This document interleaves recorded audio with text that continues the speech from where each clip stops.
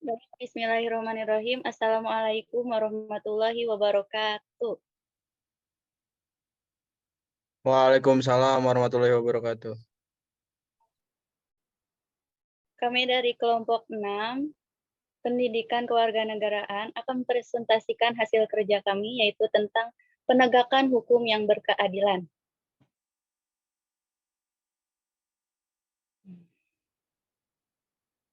Yang pertama yaitu tentang konsep penegakan hukum yang berkeadilan yang akan disampaikan oleh Raisul Muslim. Baik, di sini saya akan mempresentasikan tentang konsep hukum yang berkeadilan. Silakan.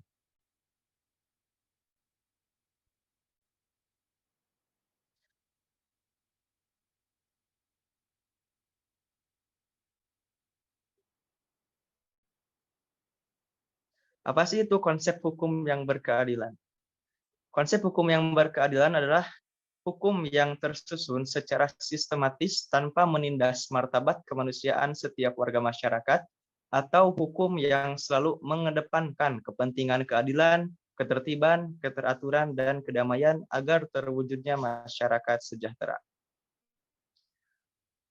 Penegakan hukum ialah suatu proses dilakukannya upaya tegaknya atau berfungsinya norma-norma hukum secara nyata sebagai pedoman pelaku dalam lalu lintas atau hubungan-hubungan hukum dalam kehidupan bermasyarakat dan bernegara. Penegakan hukum merupakan usaha untuk mewujudkan ide-ide dan konsep-konsep hukum yang diharapkan. Contoh konsep penegakan hukum yang berkeadilan ialah memberikan hukuman yang setimpal kepada para pelaku koruptor. Sebagai pihak yang telah mengkhianati kepercayaan masyarakat, para koruptor harus dihukum sesuai dengan yang telah diterapkan dengan undang-undang. Dan juga dicabut hak politiknya. Sekian dari saya, terima kasih. Terima kasih kepada Raisul Muslim. Materi yang kedua yaitu tentang urgensi penegakan hukum yang berkeadilan yang akan disampaikan oleh Syamaila Nurin. Kepadanya saya persilakan.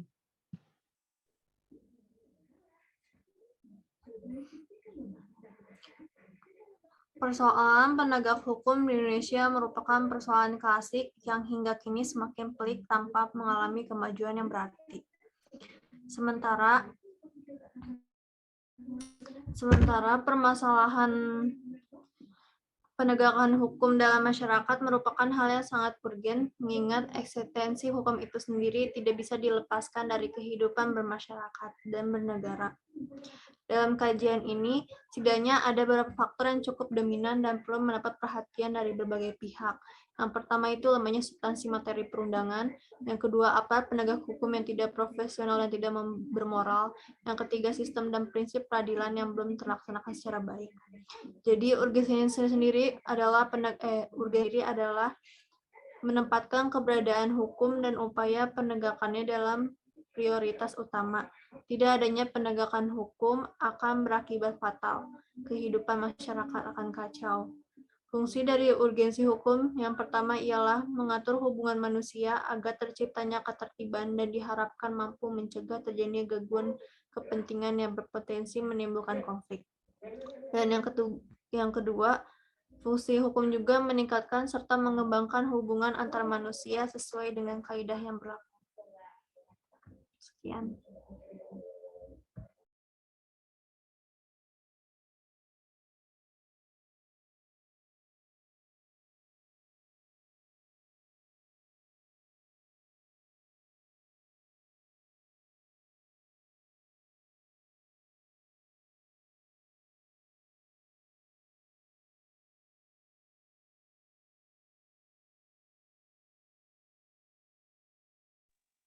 Terima kasih kepada Syamaila Nurin.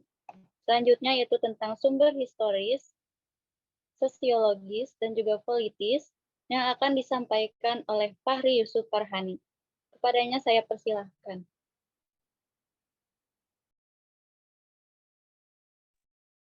Baik, secara historis, upaya penegakan hukum dan keadilan sangat berkaitan erat dengan tujuan negara. Kenali dan pahami bahwa salah satu tujuan negara adalah melindungi warga negara atau menjaga ketertiban. Selain berupaya mensejahterakan masyarakat. Dalam tujuan negara, sebagaimana dinyatakan di atas, secara eksplisit dinyatakan bahwa negara melindungi segenap bangsa Indonesia dan seluruh tumpah darah Indonesia, memajukan kesejahteraan umum dan mencerdaskan kehidupan bangsa, serta melaksanakan ketertiban dunia. Agar negara dapat melaksanakan tugas dalam bidang ketertiban dan perlindungan warga negara, maka disusunlah peraturan-peraturan yang disebut peraturan hukum.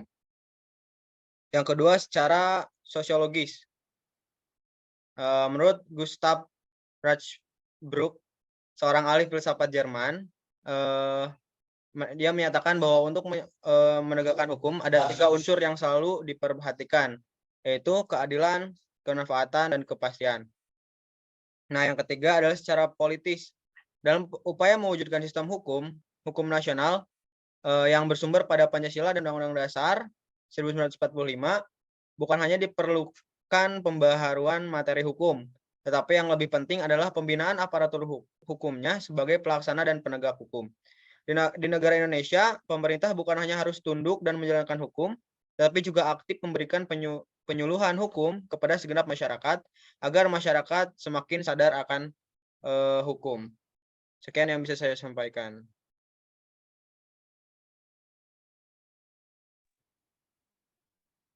Terima kasih kepada Pari Yusuf Farhani. Materi selanjutnya yaitu tentang fungsi dan tujuan hukum yang akan disampaikan oleh Resti Febrian. Kepadanya saya persilahkan. Oke, bismillahirrahmanirrahim. Saya akan membacakan tentang fungsi dan tujuan dari hukum. Yang pertama adalah fungsi mengatur. Hukum berfungsi mengatur kehidupan bermasyarakat agar tercipta ketertiban.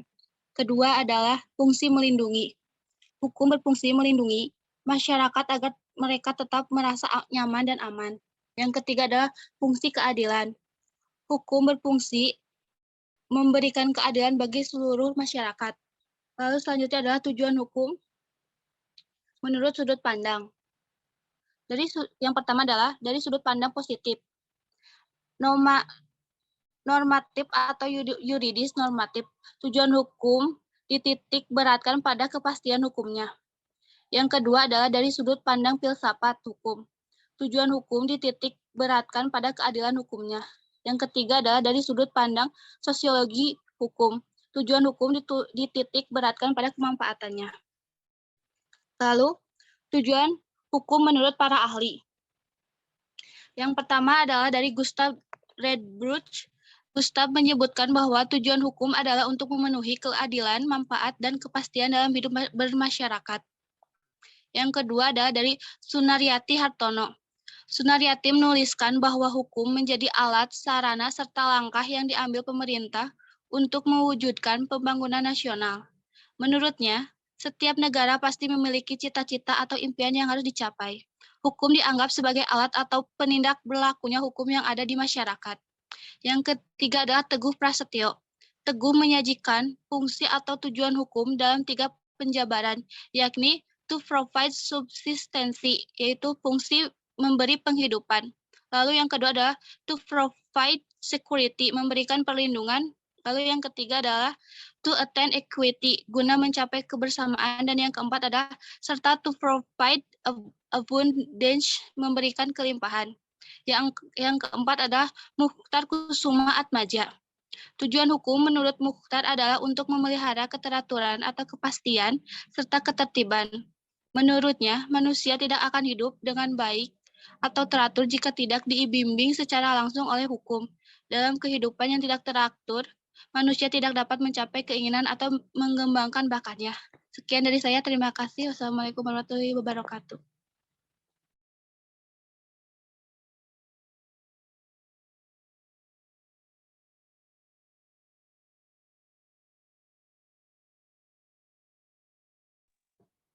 Terima kasih kepada Resti Febrian.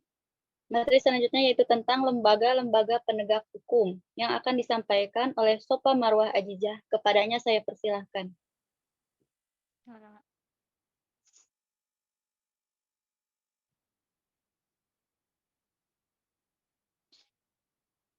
Apa itu lembaga penegak hukum? Sebelum membahas tentang lembaga penegak hukum dan tugasnya, saya akan membahas terlebih dahulu definisi dari lembaga penegak hukum. Dalam penelusuran, menurut KBBI, lembaga berarti badan atau organisasi yang tujuannya melakukan suatu penyelidikan keilmuan atau melakukan suatu usaha. Lembaga juga berarti pola perilaku manusia yang mapan, terdiri atas interaksi sosial berstruktur di suatu kerangka nilai yang relevan. Sedangkan penegak hukum diartikan sebagai petugas yang berhubungan dengan masalah peradilan. Berdasarkan arti tersebut, dapat diartikan lembaga penegak hukum di Indonesia adalah organisasi dari petugas yang berhubungan dengan masalah peradilan. Ada enam lembaga penegak hukum. Yang pertama,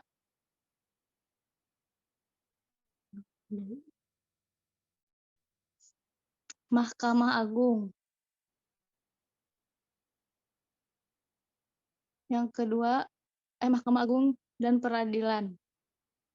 Yang kedua, Kejaksaan. Yang ketiga, Mahkamah Konstitusi. Real atau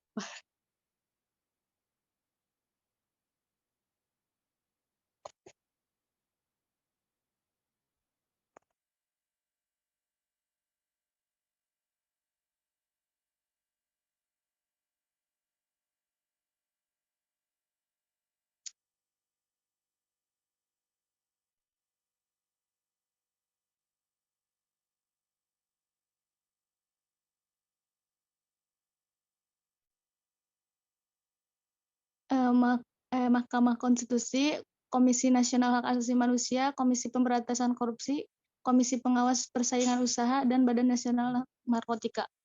Sekian, wassalamualaikum warahmatullahi wabarakatuh.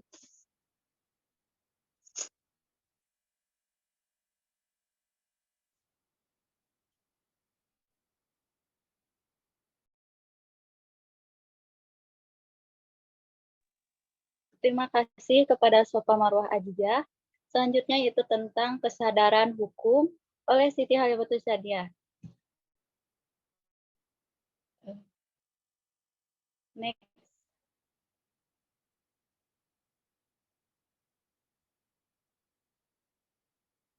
Ada penyebab masyarakat melanggar hukum.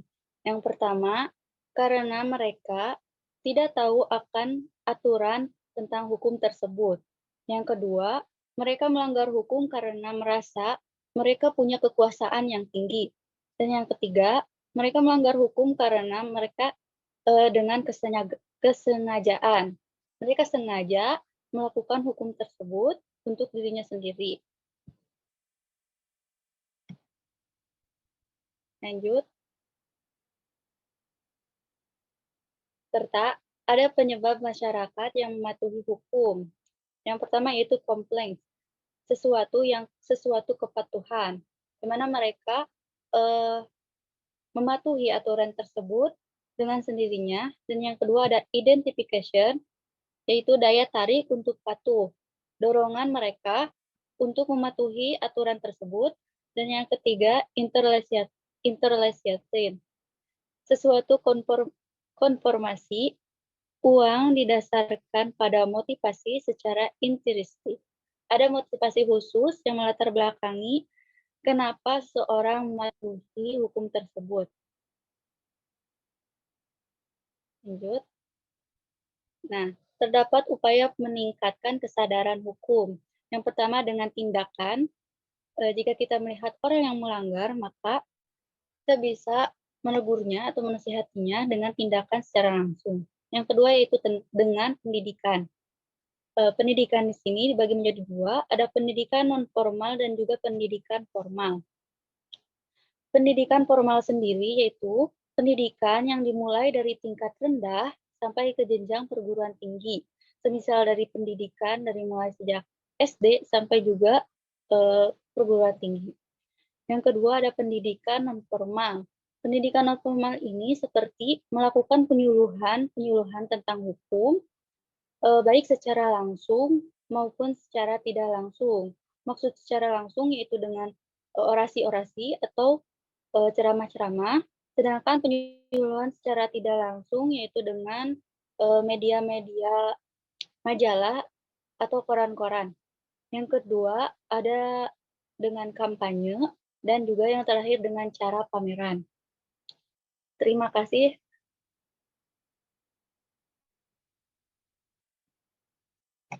Cukup sekian presentasi dari kelompok 6. Semoga bermanfaat.